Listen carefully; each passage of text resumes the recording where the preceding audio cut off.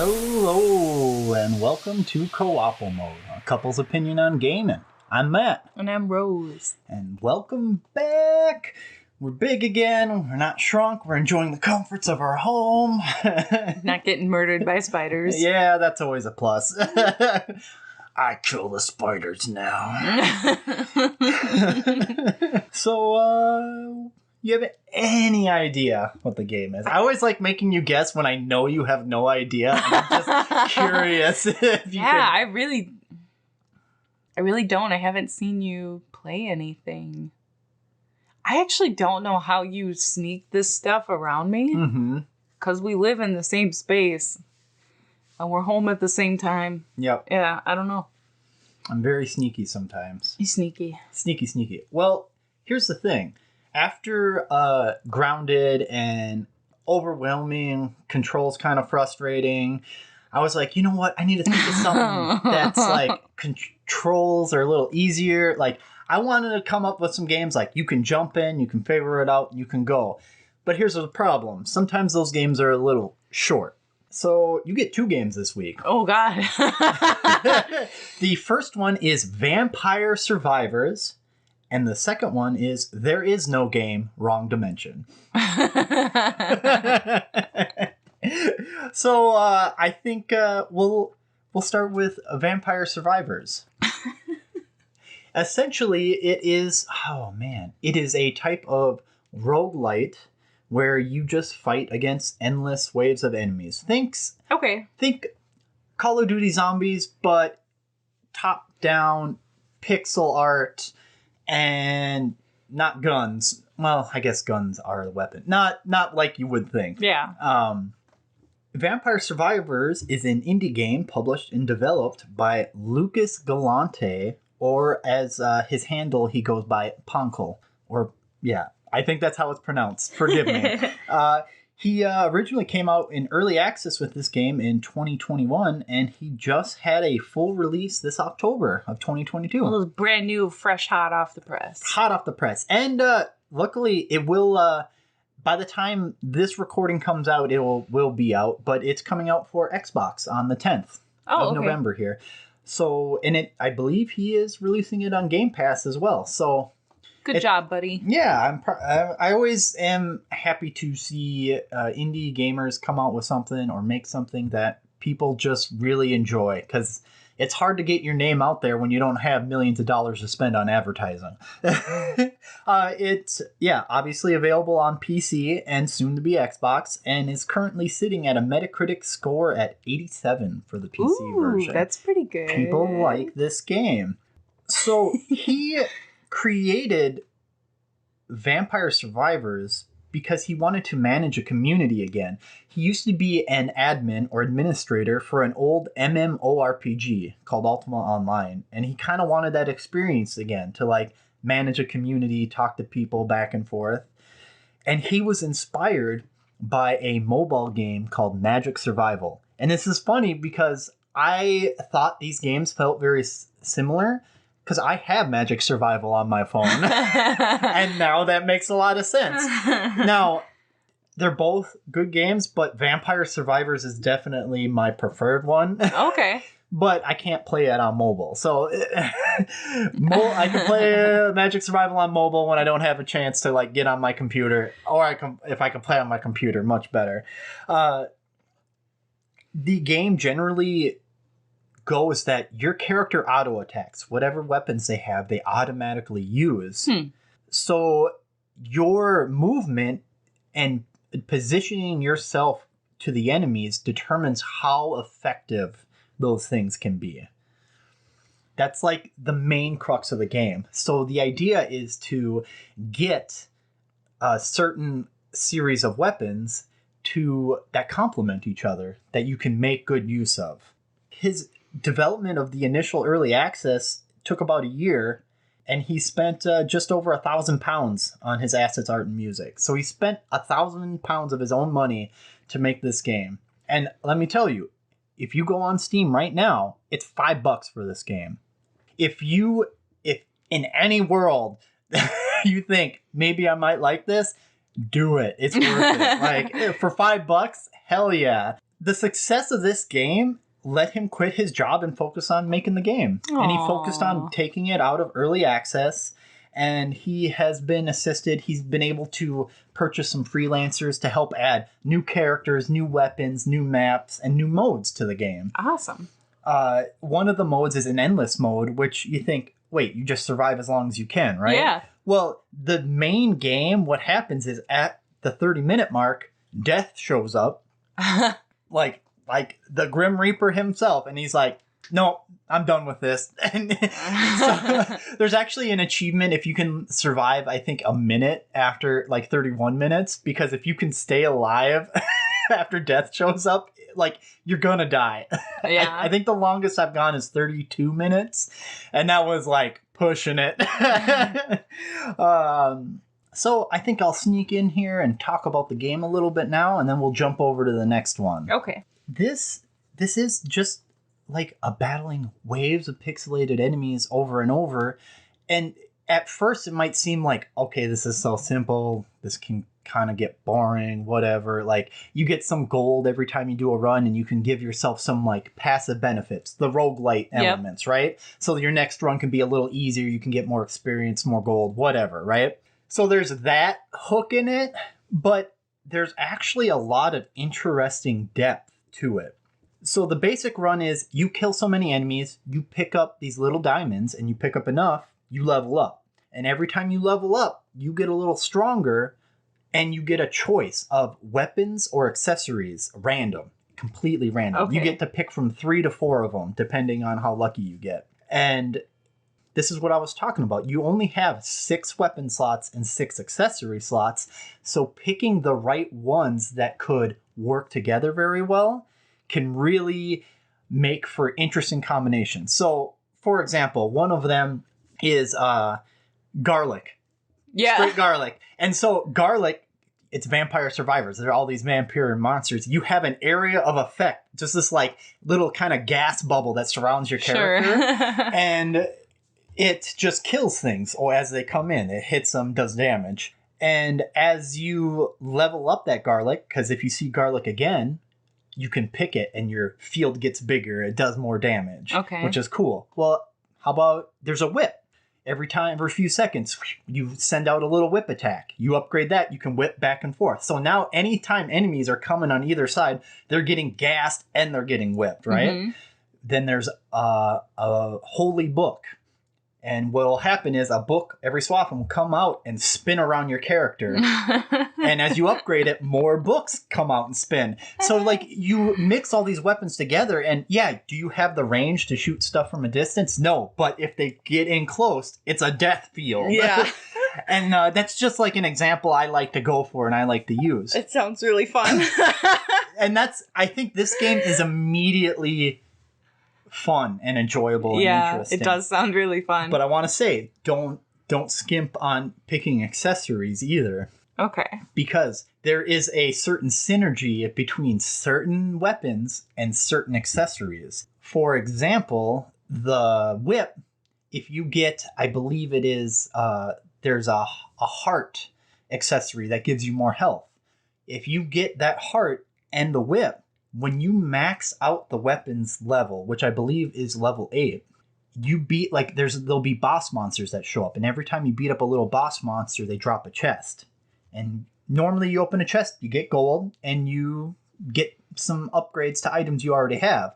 But if you have a maxed out item with its evolution accessory item, you evolve that weapon into a super strong version. It becomes the blood whip. And it's just red strikes hitting everywhere. And every time you kill enemies with it, you heal yourself. Okay, cool. So there's a lot of these interesting synergy. And like, I haven't played a lot lately. I mean, I jumped in a little bit before this episode, obviously, but I haven't got to experience some of the new weapons and characters that they've added because you have to unlock them. So there's incentive to survive a certain amount of time as different characters. There's incentives to, hey, level up this weapon, get the evolution for this weapon. All these things give you, there's little quests that you can do just by playing the game and trying new things. And I've had moments where at the end of the game, by the time I'm at minute 28, I can just stand there and I'm wiping the board. I'm just killing things. I don't even have to move anymore. That's how powerful I go until death shows up. Then you can't kill him. You can damage him.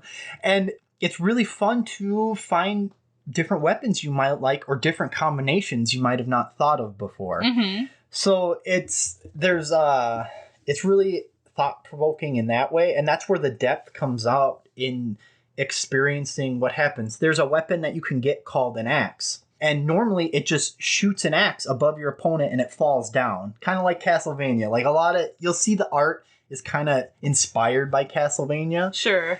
And as you level it up, you get more axes. They'll go through more enemies. At first they just hit and stop, but then they'll start going through enemies. When you max upgrade it and evolve the weapon, I won't tell you what you need. It turns into scythes, and instead of just shooting up, it shoots about like 6 to 10 scythes all around you, and they go through everybody. They don't stop until they hit the end of the screen. So like it can be like a real screen wiping move. Yeah. And it's really interesting just to find, like, I spent so much time like I got to find out what I need to upgrade this weapon, you know? And you learn that like most of the time, each weapon has a specific item that'll upgrade it, and that's what you need. There's a set of dual pistols that you have to upgrade both of them to max level and have an accessory, and then they combine into one super one afterwards, which is really hard to do. Because you're counting on getting lucky, getting 3 items, and then continuing to get those 3 items until you max out their levels. But it's fun. It's always fun when you do it. And I think this one is a game that you can very quickly jump into and enjoy and experiment with without having to like feel rushed, feel overwhelmed. I mean, you're going to feel overwhelmed by the end of the map, but like that's okay. That's zombies, right? That's how it's supposed to be. Yeah, exactly. So you can see how maybe I wanted to do 2 games because we're not very far into the episode, and I've kind of talked about all the important talking points. As much as you can, right? Yeah, but I do think that any person that can get this game out there and talk about it.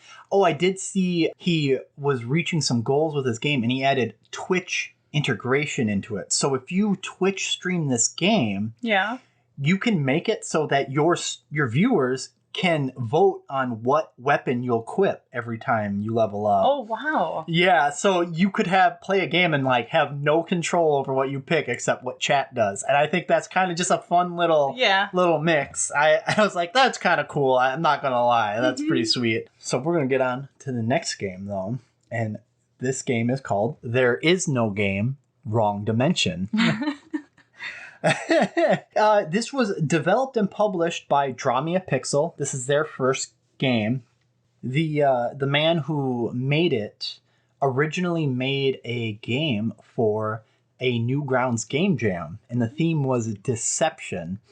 Okay. And so, very much like Daniel Mullins, he made this game and it won, and it was very popular. And you can actually go and download the Game Jam edition on Steam. It's free on Steam. So if you hear about this game and you think you're interested, there's like a free version or like early beta version of this game essentially.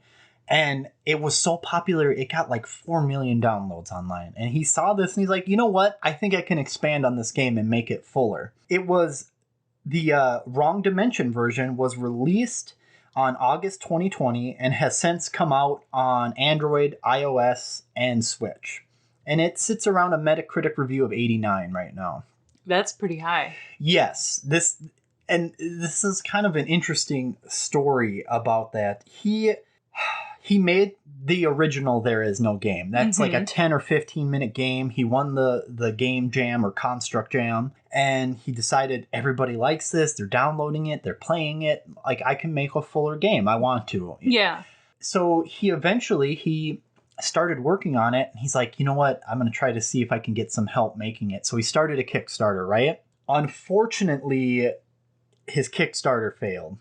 How he got, I think, only like 3,000 euros. The creator comes from France. Okay. And he was trying to get 30,000 euros. Oh. And he didn't. And I think part of it was that it just didn't get enough exposure. Yeah. And which was curious because 4 million people had downloaded this game. People had really liked it. They enjoyed it. I think he only got like 6,000 views on the YouTube video announcing the Kickstarter. Oh. So it kind of failed, but he ended up saying that I want to finish it. I'm going to keep pushing through, even though it's going to be hard, and I'm going to try to finish this game. And he worked hard, and he did, and it's gotten great reviews. Everybody loves it. It's really popular, and I really hope that it hasn't scared him away from making another game, because I would love another game in this series or even similar to it. Mm-hmm. I think just how he went about doing it, I really enjoyed. And this gets into me, how do I put it? This is a tricky game to talk about because, and I'm going to say this before, when we get into the second half of this episode, I'm probably going to wait to talk about this game in the second half. And I think it's going to be, I'm going to make a cut and tell you what time the spoilers end.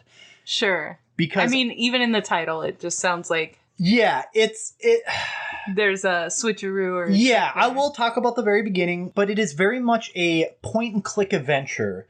In the lines of almost like Day of the Tentacle or Monkey Island. It's a kind of point and click puzzle. Okay. So in the beginning of this game, you come in, there's like these fancy curtains, you see like a drawstring. Okay, I'll click on that. It opens, nothing. And then all of a sudden you hear the game like, oh God, user, what are you doing here? Like, hold on. He shuts the curtain. You hear some hammering. And then like you see this, oh, there is no game. Oh, just shut it down, uninstall. There is no game. Go away. Like he keeps trying to convince you to quit the game and leave. And so you kind of, you click around and like just keep messing with wreck stuff. this guy's life basically. Like, no, I'm going to keep clicking. I want to play this game. I'm going to find the start button.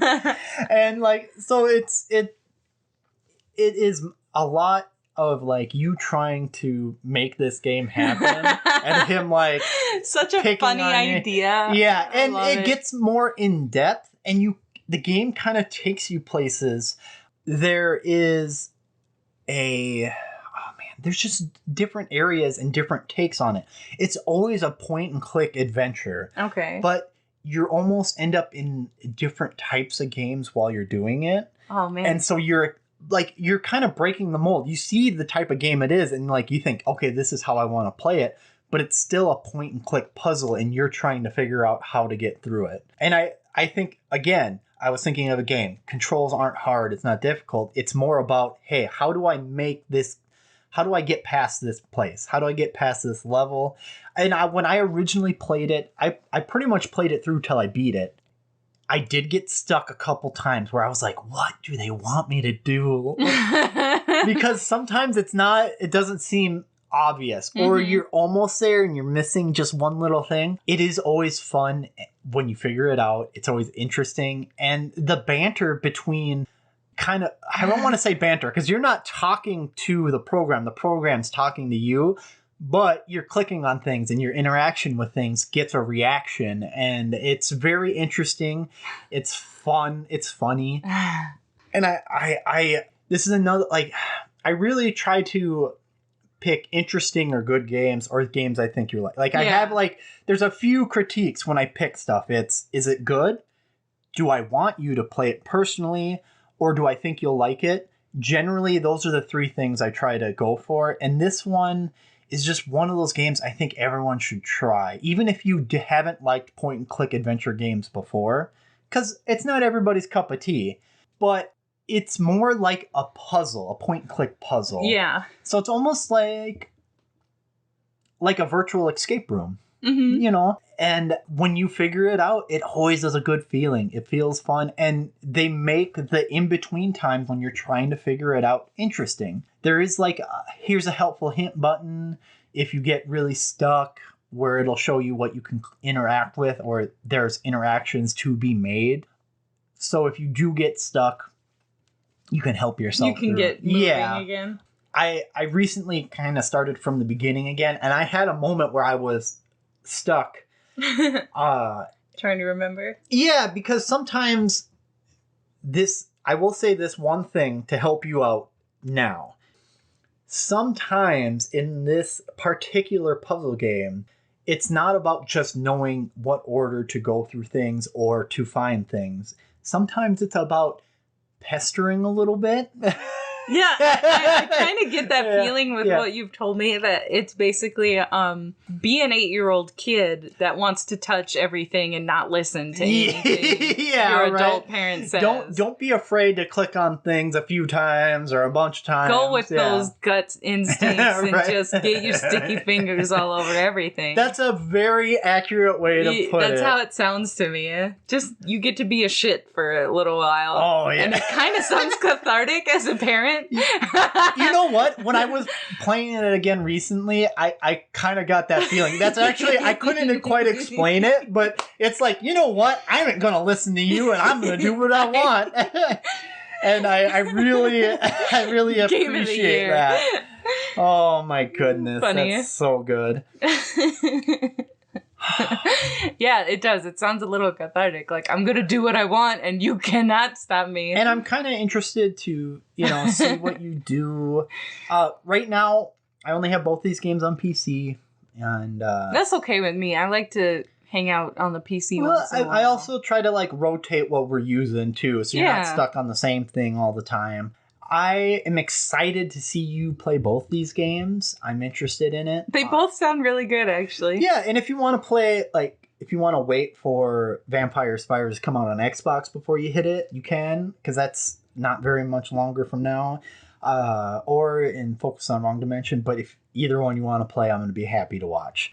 I'm excited. I'm always excited when, we get a new game, and I know sometimes you fight against starting new games, but both of these games... I think I'm going to get into it pretty good. I think these ones are hey, these are light. This is just come in, jump in, play the game. Yeah. There isn't a bunch of exposition to understand what's happening in this world. It's jump in, enjoy, experience. It sounds kind of refreshing. I mean...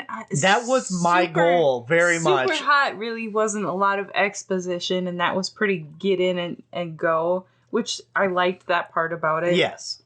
I don't know. I just feel like I need... Yeah, it's funny. The last couple have not hit... They've only hit halfway, right? Yeah. And it leaves you with this incomplete feeling, I just want to sink my teeth into something. I know, like Slime Rancher, right? That's I want to sink my teeth into something again. And I think you can. I think these are ones easy to just jump in, go, play, and enjoy. Feel satisfied. And I do think you can beat one. The other one, even I haven't gotten full and unlocked everything yet. In the vampire. Yeah, but it doesn't have to be that kind of game. That's not the thing. So right. I'm just excited. Let's do it. Let's go. Let's head out. What? Oh, wait. I forgot. What is your initial, how excited are you to try these games? I always forget. I think 10 on both. 10? Yeah, I'm pretty excited. Oh, gosh. Oh, no. Now I'm getting nervous. I'm pretty down. Oh, no, don't be scared. All right, let's get out of here. We'll see you guys in a little bit. Bye-bye.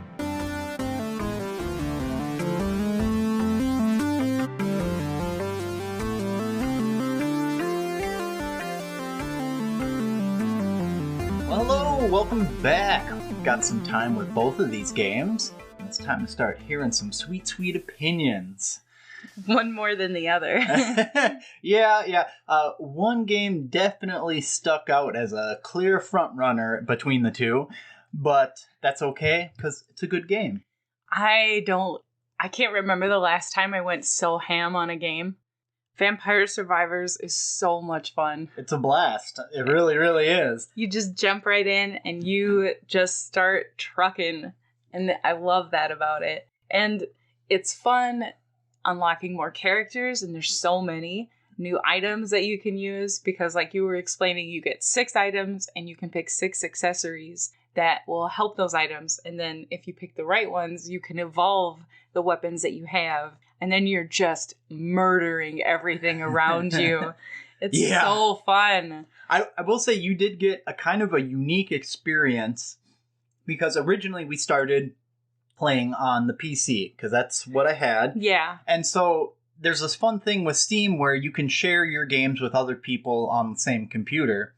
So she started up on her Steam account and started playing the game, and something weird happened where it decided to port over my save that was a lot further at first. So she kind of started like right in the middle of the madness, which was kind of a fun way to start. It actually seemed to work out pretty well because I had some options and I got to like experience like midway through the game what it's going to be like, what you're going to have to play with. And then it came out on the Xbox during the last 2 weeks. So then I had gotten into it so much that it's like, let's start at the beginning on the Xbox. Like, that's how much I liked this game. I wanted to start over at the beginning to get everything myself. So I did that, and it was fun just seeing, like, how you unlock new characters, how you unlock new weapons, and then there's all these different accessories that you can get that help you do better overall. So many different elements to this game. Yeah. It makes me think of, this game is very easy to get into and start playing. Like, it makes sense pretty immediately, but there's a lot more depth to it when you start understanding all the nuances of it. Because at first you're just kind of picking things to try them out, see what's cool, see what you like. But then, like, after you've played a while, you're like, no, I'm not picking that because that's not going to work with the build I'm running right now. You know, you start getting picky. I think the cool thing about this game, though, and we were talking about this, like, you can start off and you might have an idea or a plan of what you want to try to get to use on a certain level, but it's random what's going to come up when you level up. Your choices, you're only going to get 3 or 4 choices. And what I love about this game was that you can pivot and switch, but there's so many different items that you can use that will have like a basic effect that's somewhat similar. I mean, they're all different, but you can really create a build so easily that's going to be effective no matter what. Like, you never feel like you get screwed over by the game.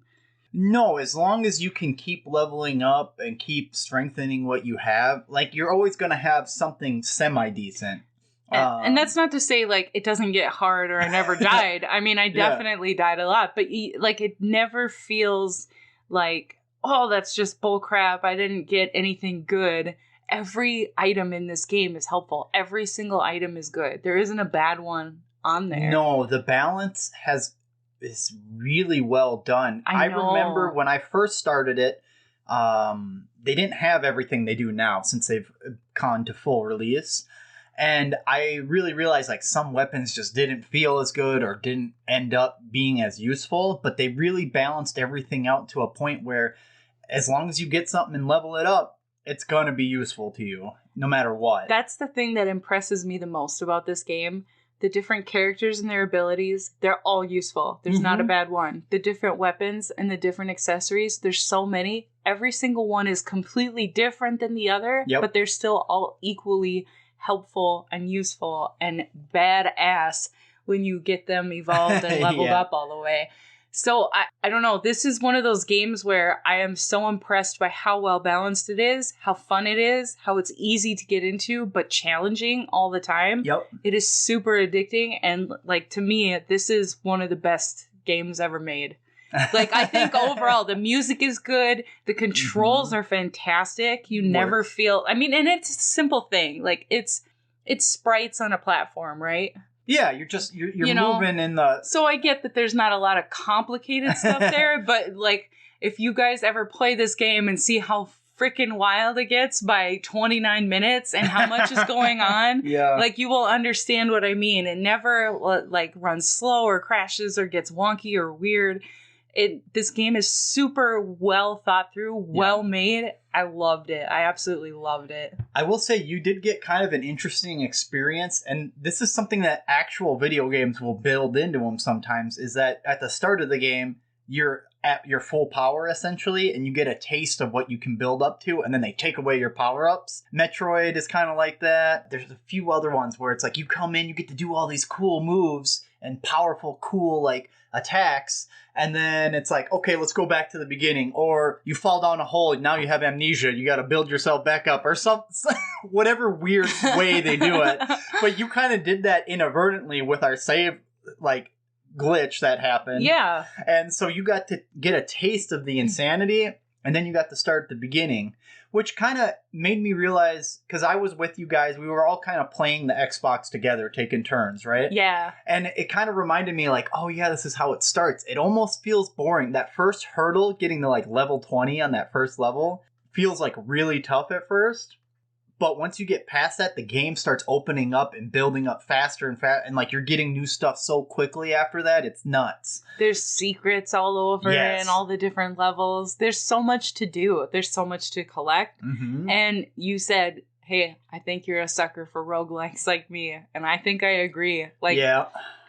Every run is worth something. You're going to get gold, which you can use to buy power-ups that help. The passive stuff. Yeah, the passive stuff. Like, you never feel like it was a waste of time. You're always moving forward constantly. And it is so addicting to me. It's kind of wild. I think I found my new drug. I do really feel like this is something I will like I said, I'll come back to do a run at night. Yeah, because you can. Like, it's not super time consuming. You're going to sink in maybe 45 minutes in a run, right? Yep. But you feel so satisfied. And the only reason it's 45 minutes is because the time it takes to pick your upgrades and think about it pauses the timer on the map. And the map timer only goes up to 30 minutes, right? Yeah. So your run is always going to be limited. It's never going to take like, all of a sudden I accidentally did my best run ever and I'm playing for 2 hours. Like, I think there's an endless mode you can get eventually if you want to do that. And then I also appreciate their, we unlocked a hurry mode, which speeds up the timer. So the timer goes twice as fast. Yes. So you can burn, and like you level up a little quicker so you can kind of burn through a run fast. Yeah, I think it actually gives you a boost where you are 25% more experience throughout it. Yeah. The cool thing is like at 30 minutes, death comes. Yeah. And how long did you say you've made it away from death? Almost a minute. Dude, it is so hard. That guy moves so fast and he just murders you right away. And if you have a revive, you can revive and like get 2 more seconds out of it maybe. And then he grabs you again and it's just done. You want to know? I don't know how people do it because... You can kill him. Yeah, I don't know how. Like, even in the game, there's an unlock where every map, every level, you need to outrun him for a full minute to unlock something in the game. And I don't know how you can do that. And there was 2 items that we generally don't use in our runs because we're going for max damage a lot of the time. I think one would be the clock lancet because that freezes enemies in time. That is effective against death, and I had that. And the other one is a weapon that's not really a weapon, the laurel, which gives you a shield. Oh, yes. So it'll tank a hit. So every time he hits, you get 1 more life, 1 more life, 1 more life. Clock lancet to try to put some distance. Okay. But I found out one of the reasons it's so hard to get away from him is, generally speaking, your attacks have a certain amount of knockback to kind of give yourself some space against the hordes of enemies, right? Mm-hmm. Death has a negative % knockback, which means when you hit him, he comes closer to you. So as you're trying to attack him, like, why isn't he getting pushed away? He is. It's just his status is reversed, so you're just sucking him in with all your attacks. Which is so funny. That's and I love it. It's so funny. It's so horrible. Yeah. Oh man. But it is exciting.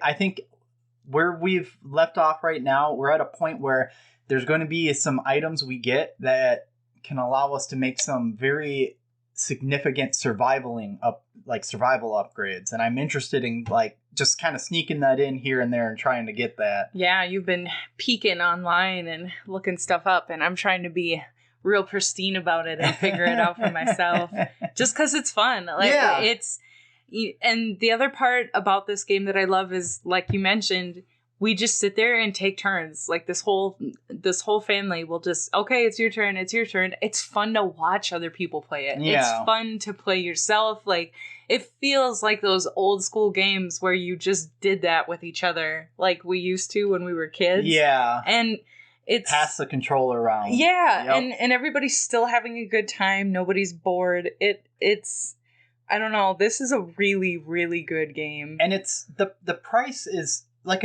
I think I said in the first half, it's $5 on Steam. And I haven't checked on Xbox if it's more or not. But even if it was $10, this game is worth it. My only thing is we experienced something with the Xbox version, and I don't think there's been a patch yet, where for some reason it didn't want to unlock the library. Oh, yeah. And the unlocks were, it was saying that I unlocked them, but they weren't popping up. So you couldn't actually pick them. It said you unlocked the library, but you couldn't There was a couple characters too. Yep. Yeah. And I found out, and this is just in case, if you do play the Xbox version, there's a workaround where, like us, I have the Game Pass Ultimate. So that means I get Game Pass on PC, Game Pass on Xbox, and my Xbox Gold. Mm-hmm. So luckily, Vampire Survivors is available on Game Pass on PC and Xbox, and the saves are clouded together. So what I just did is I jumped up on my computer, started up Vampire Survivors on the PC, and then the update, like, it showed all my unlocks. I played the library for like 10 seconds, quit, ran downstairs, haven't had a problem since. Yep, everything has been popping up like it's supposed to. And I'm just guessing, like, it has to be something to do with the cloud saving in the mix. Like, it just a weird bug, and it's only one guy working on it mainly, other than the freelancer. So hopefully I'm sure he'll get it figured out, but he needs an award for this game. It's so creative. The enemies are so creative. Silly, dumb fun.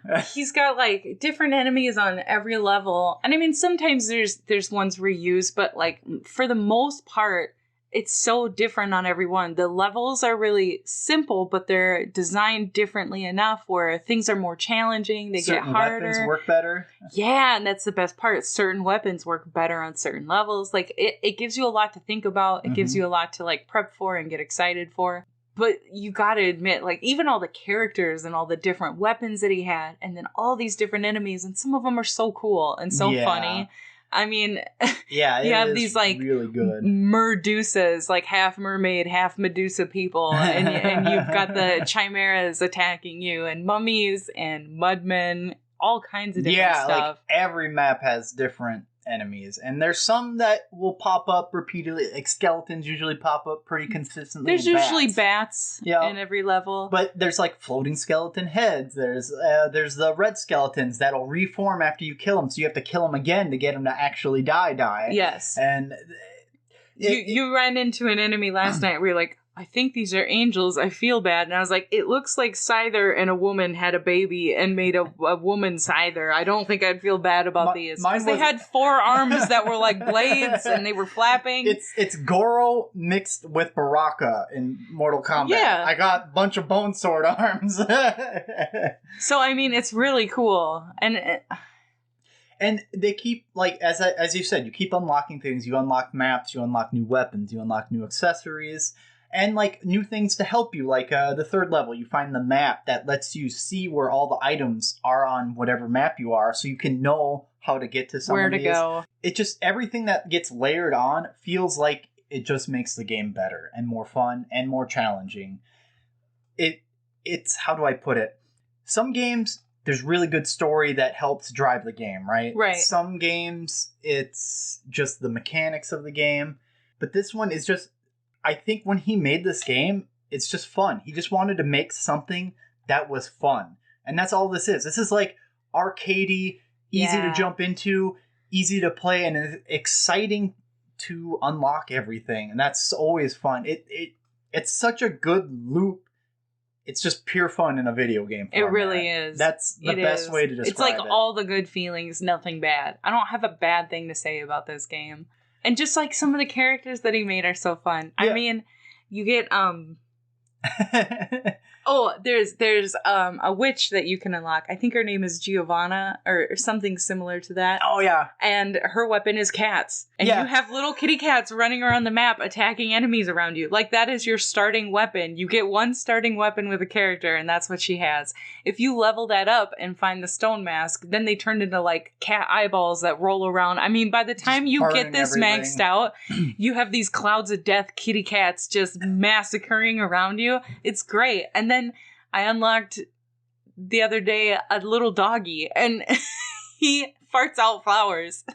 His flower farts kill enemies around you and it's called celestial dusting. Yep. It's great. Like Which is it's funny because so it is a white dog, and I found out it's actually a bit of a tribute to Okami, which is like a very beautiful, elegant wolf, and I'm leaving flowers in my wake, and then here's this dog that just farts attack flowers.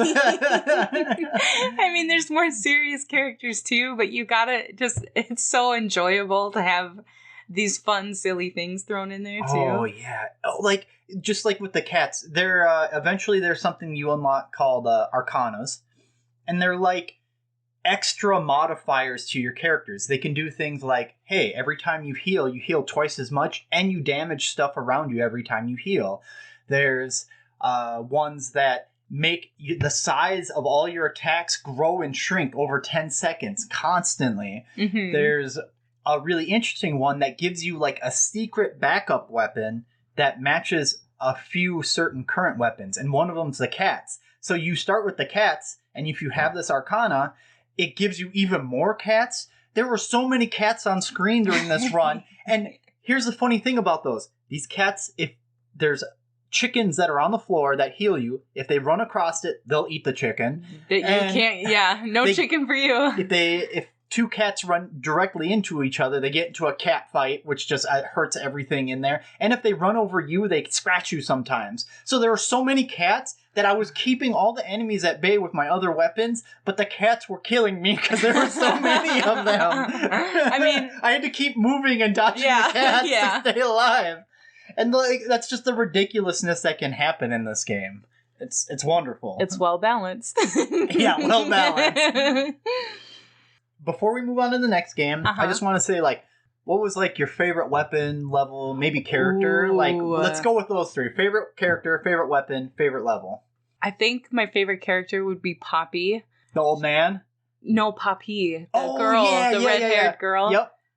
Poe is the old man who starts off with garlic, and that's our son's favorite. Yeah, you and him like to go, smell my garlic. Smell my garlic. Because he has a cane and he moves like, what, 30% slower? Yeah, he moves slower than everybody. Yeah. Poppy she starts off with the, Mage Scroll, right? Or the Song of Mana? Song of Mana, that's what it is, sorry.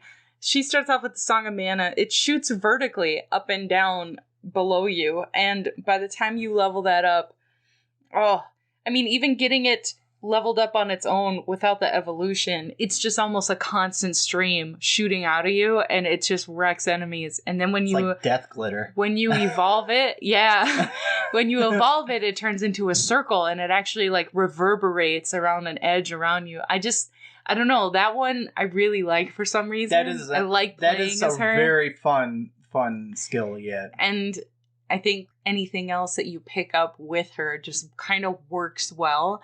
But like you said, there's certain levels where I wouldn't want to pick her first to play. You know, she's good on certain levels, and there's others that I would lean towards somebody else. Yeah. Would you say that's probably your favorite weapon as well?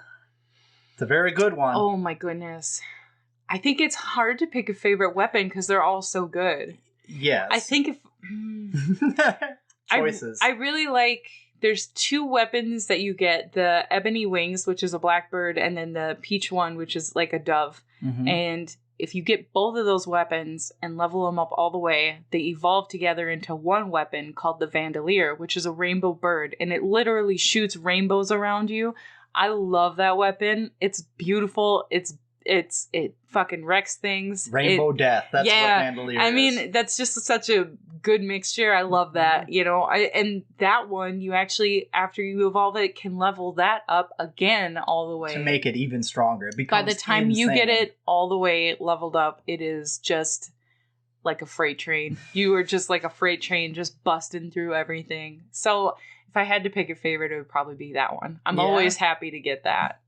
I would say I like, I forget her name. She starts with the two guns. Oh, Pugnalia. Yeah, and she just continually gets stronger every time she levels up. Yeah. That's her skill, and that's very useful. And then the guns, if you can evolve them, are pretty good, but I wouldn't say that's my favorite. I actually think I like the Bible the best.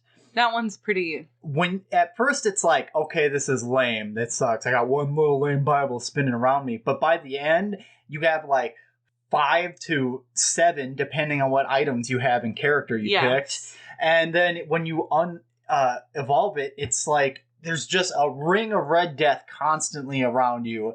And it's so... The unholy vespers, it's called, once you evolve it. And I love it. And especially mixing it with the garlic makes it like just this nice little death field that protects you. Again, like there's certain weapons that are more close range, covering your butt immediately around you. And then you have distance range with other things like the lightning ring, striking lightning down over your screen and just massacring enemies as they're moving towards you. Having a mix of both, if you can have half and half, seems to work out pretty good. Yeah. It's really fun. All right. We better move on to the second game. There is no game. Wrong dimension. Yep, there is no game, wrong dimension. And I guess I'll just give a heads up, because I still say that I feel like this is a very good game, personally. And if you will like puzzle games, give this a try. But we're going to talk about the first 2 chapters pretty, I think, in depth. So I'm just going to give you a heads up now. It's probably going to be... don't worry, we won't give that much away. There's a lot there. There's a lot more game after this. So talking about the first 2 chapters at this point is going to be okay.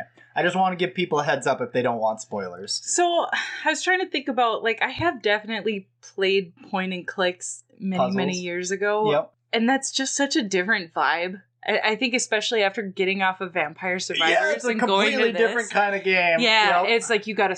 I mean, you're getting all amped up, and then you gotta, like, slow down, and you gotta think a lot more. It's a lot of, like, thinking and just once in a while clicking. So I had a little bit of a hard time, like, going from one to the other, I think. Yeah. But it starts off, and it's, like, you get the vibe right away. It's pretty silly. It wants you to pick a language. It, like, lowers down different countries' flags. And if you can read this, abandon the program. Do not click to start. You know, like, it's just constantly trying to get you to leave the game. Just quit the game, yeah. And so you get through, like, I mean, this introduction kind of area takes a while. There's a lot of, like, just dicking around. Yeah, it's essentially the program is talking to you. So he's like the narrator talking about what's happening, trying to convince you to quit the game, trying to convince you there is no game, and trying to stop you from advancing in the game. To play the game in the first place. But essentially, you're kind of a menace to this program, and you're always breaking things apart, causing things to not work the way they're supposed to, just to try to advance further in the game. And it's thinking outside the box, trying to figure out what you gotta do. Yeah, it really is. And like you said, you're constantly disassembling things to use parts of those to do something to move further in the game. Mm-hmm. And I mean, with any point and click game, it, like you said, it's a puzzle game. Sometimes it's hard to figure out, like, what am I supposed to do here? What is this for? And it kind of guides you with what you can and cannot interact with, which I appreciate, because some old school click games, it won't even show you what you can click on. Yeah. Yeah, and if you get stuck, you are just, like, covering the screen with clicks, like, what do I do here? Just can't. Like, that is... Do you remember that feeling? Oh my gosh. It was so hard. It was horrible. At least in this one, like, you have a little blue icon, and it increases in size, so you know when you can click on something. You're like, I can eventually, if not now, later on, interact with this. There is something here. Which helps you get the pieces so that you can figure out what to do. Because even in chapter 1, there's certain orders to things and how you have to do it. So chapter 1 was kind of silly because it kind of shows up with a desktop and there's different folders and, like, apps. That's probably the first struggle, because I remember when I played it, even I had some struggle with that, and I was being obstinate and I refused to use hints. I was too, and that's why, and I think finally you were like, you couldn't remember, and you're like, use a hint. And I was like, I don't want to do that, because I think you and I both have that feeling where we're like, but we want to figure it out without it. Yeah. But honestly, in this game, I'm glad that they have that. You get 2 hints usually per item. Yep. And the nice thing is the first one will be kind of vague. It won't, it'll maybe get the idea of what you're supposed to do in your head. The second one's a little more clear cut. Like, if you really can't figure out, this is what you gotta do. It's going to be like, hey, you need to put the water on the tree or whatever, you know? And I appreciate that they do that, because we all sometimes, like, everybody thinks differently. And sometimes you're just going to beat your head against this wall and you just can't see it from the other angle. And if you're absolutely stuck, you can use this to help yourself out. So chapter 1 was kind of funny. I mean, there's some silly stuff in this game too. It starts out pretty strong, I would say. Yeah, I got a little frustrated with it just because it was, you know what it was? I was thinking this later after I played it. I'm like, why did that irritate me?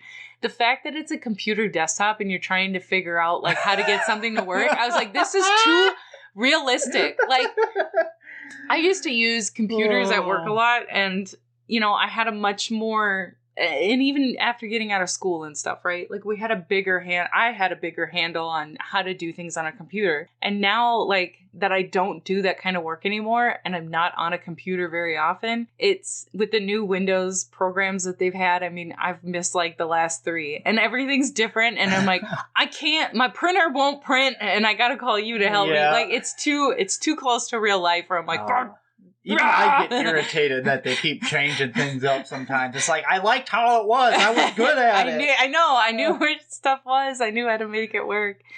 So, but it was, you know, I liked the puzzle aspects. Chapter 2 starts off kind of interesting, and I don't know, you get this TV and you plug in the back aux cable so you can kind of see, and you break the glass, and you're getting all these random pieces and you're trying to figure out what to do. But essentially, when you do get to see the screen on the TV, it's playing a Sherlock Holmes game for you. Literally like a Sherlock Holmes cartoony point and click game. It's a game within a game. Yeah. And you gotta help those characters in their game.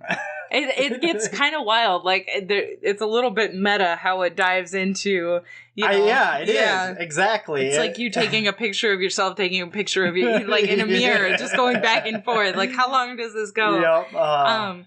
That one, like, the Sherlock Holmes game one, I liked the, how do I say this? The Sherlock Holmes game and the characters and stuff, I was like, nah, this is kind of lame. But the things that you get to do in this chapter and how you work around, I did like some of that. So the puzzle pieces and the things that you have to do, I did appreciate that. Yeah. That was kind of fun. And then at this point, our son saw it and he wanted to try it, and he kind of took over my game. Yeah, he did. And he just kind of like, and it was fun to watch. I mean, he's younger, but he was figuring some stuff out and he was using hints sometimes, and it was really enjoyable to him. And again, this is a game that like is good for a whole family. It's good for a large age range where it's going to be hard for everybody, but easy for everybody. Everybody can play. It really could be a game where you can play as a group and try to figure out the puzzles together. Yeah, because for a while we were working together on it, trying to figure out what we should do next. And it's also fun to see like how your idea is different than somebody else's idea. I mean, there was a moment where we needed to create a moon, and my son and I had the same thought. And what we would have done to make that happen was different than what we needed to do. And you were like, no, think about this. And then it clicked for us. We're like, oh yeah, we got to do this. You know, like you said, everybody thinks differently. So it's kind of fun to do it together in a group like that. I will say a lot of this game is just testing things out sometimes, because they really, the answer is very much not extremely obvious all the time. It's like, this is what you need to do, but how do you do it with the items the game has given you? How do you do it within the areas you're in? The simple answer is not usually the right one. No, it's usually something kind of silly. Yeah, you know? and once you kind of like get that mindset, once you kind of understand how that works, because the computer kind of gives you a little bit of that, but the Sherlock Holmes one really cements the fact that, hey, be creative, think outside the box. What can you make work with the tools you have? And then once you start getting that, I feel like the game, it doesn't necessarily get completely easier, but you know to look around. Better. Yeah, you know, it's like, okay, I need to look around for something different, you know? And I really feel like it builds that way. So I got to see our son start chapter 3, which was cute because it looks like an old school Zelda RPG game. Yeah, it looks like the old SNES Zelda kind of. Yep. And it's that same environment. And that one looked even more interesting to me. And I got to watch him play for a little bit. Just the way that you interact with that world in general, I have a better like familiarity with. Yeah. So I think those things were clicking for me faster of like, oh, you gotta do this, try this, go here, you know? Yep. But I would say overall, like, it is really fun. There's not like big bad consequences to not figuring things out. Nope. It's not like you die. You just try again. You just keep doing it. Like, yep. And you can't really get yourself stuck in a place where you messed up and you can't move forward. So that's nice. No, there's nothing like that. It's always going to be, what have I missed, and how can I figure out how to get past that? It's never, you can't move forward. Right. It's always, there's something that you missed before. You'll never have to restart a chapter from the beginning. Absolutely not. Yeah. So I do think it was incredibly creative and like well thought through. The music changes, the scenery, the look of it changes a lot. So it's fun that way because you're constantly moving through different genres and things. So, I mean, there's probably a lot more game left. I honestly just kind of got mine jacked from me. I couldn't finish it. Yeah, and then Vampire Survivors. And then I was like, well, I'm kind of okay with this because I gotta play Vampire Survivors again. Like, I just, got hooked on that. Maybe someday, you can try it again and see what you think. Yeah, I mean, like I said, if anything, I think I appreciate it more for the group fun, more so than just trying to play it by myself. I do feel like you really did start enjoying it more when our son hijacked it. Yeah. Because then it was like working together, it was cooperative. When you were just banging your head against it yourself, and especially, like we said, after playing Vampire Survivors, which is just like, okay, like, this is fun, easy, I was having a hard time switching my brain into a different mode. Yeah, and I was like, man. Two very, very different games. Very different. I know, it's like, part of me is like, man, I almost should have started with There Is No Game, and then jumping from that to Vampire Survivors, now I'm getting pumped up, instead of I have to slow down and think. It's okay, though. But that's okay. I think you really... Even though, like, you had a little bit of, like, okay, this wasn't for me right now, you still really seem to understand what's good about the game. Sitting on it for a couple days and thinking about it and remembering, I was like, okay, I can see where I would be in a mood that this would be really enjoyable. Yeah. And like we've said, I really do enjoy the group part of it as well. And I think, I am impressed that this developer made this game because... Look, he was totally thinking outside of the box the whole time, and it's kind of wild to me how he thought this stuff up. Whenever I see stuff that I can't think of myself, I'm always impressed with how in the world did you come up with that? How did you think this through like that? How did you create it? So I'm impressed with that. Yeah, sometimes I wonder if it's a thought process of, okay, these are the items we have to give you. How do we make these items into something useful you can use? It does make me wonder how they created each level. Do you almost... How they started, where did they, what do you start with? How do you figure out the plan? Backwards solving the problem sometimes, Maybe. It's just really cool. It is very creative. It is very fun. How did you feel about the deep voice game? Yeah, the narrator, the program. I personally loved in Chapter 2 when Sherlock and Watson are always like, oh, that Russian accented guy, we can hear him again. And he's like, I'm not Russian! Yeah, he's supposed to be like a Spanish or Mexican, because he's like, do Russians roll their R's like this? Yeah. And it's funny that he gets all upset about it. It's cute. Yeah, I liked it. Yeah, I think it's very well done. I would be excited for him to come out with another one and like to see what game genres he mixes in there. Yeah, because like you said, like second level it's another point and click game within your point and click game. Like then there's like a dual level there, and then you have this like RPG adventure. So it'd be exciting to see what kind of nonsense he gets up to if he makes another one. I really hope he does. I think it was a good way to do it. Point and click games can get really boring. I think they kind of have that reputation. Yeah, that, they're not for everybody. You're either like super into it or you hate it, I think. I do think that out of all the ones I've played, if you're going to try a point and click game, it would probably you should. This is the one you should try. I would even suggest that. Yeah, but just because it is different all the time and it's changing, so that you're not going to get bored with doing one thing for hours and hours and hours. All right. It's going to switch it up a lot. So let's get into some ratings. Like, okay, let's start, since we're currently talking about There Is No Game. What's your rating on There Is No Game, personally? I think a 7 out of 10. That's pretty good. I'm happy with that. Yeah.